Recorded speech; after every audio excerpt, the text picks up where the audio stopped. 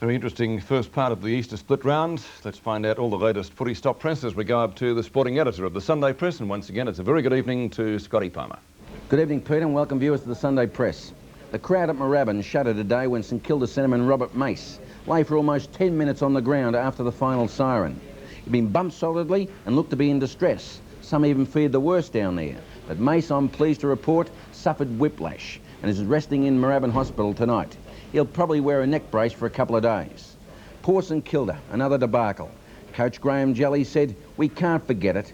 We carried big scars from last week. Now they are larger than ever. We have a long rehabilitation ahead. We go back to square one." I've heard coaches say that before.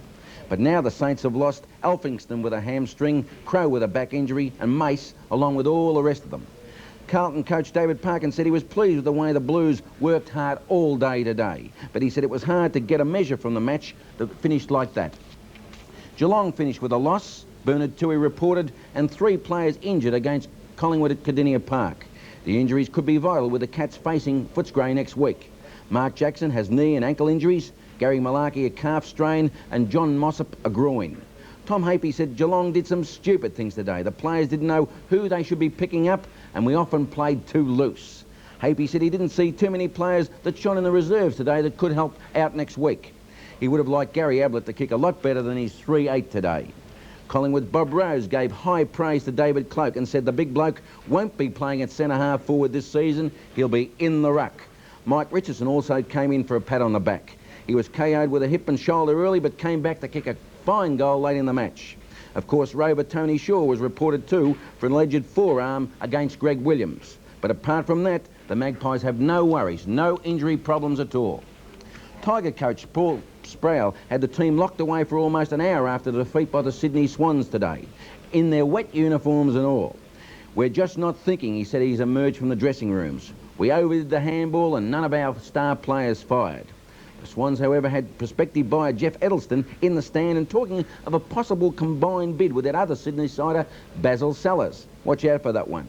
Coach John Northey said it was a tremendous boost for the Swans today, particularly as the match was telecast up into New South Wales.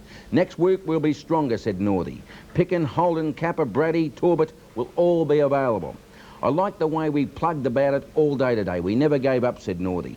The Swans are on top of the ladder tonight, and good luck to them. And by the way, the Collingwood boys send a get-well message to Bobby Cohen, one of their good mates, who's had a triple bypass heart operation in Epworth Hospital. See you again, Peter. Back to you. All right, thanks very much indeed, Scotty. And just a reminder that because of the Easter long weekend, there's no match this coming Tuesday in the Foster's Cup. The next game is under lights at Football Park in Adelaide, and that will be played on Tuesday week, and it sees Hawthorn going into action against Port Adelaide. That's Tuesday week, live on the 7 Network. Back with the game, Carlton and St Kilda after this. St Kilda run head-on into Carlton on the rebound. Next on 7's Big League. After a hard day's work, nothing beats a long, cold Carlton draft. And he'll tell you he likes the kind of life he leads, and he's glad that he was born. And he likes the taste of real draft beer when his time's his own. If you want the taste of real draft beer, only Carlton Draft comes anywhere near. There's nothing beats a long, cold Carlton draft.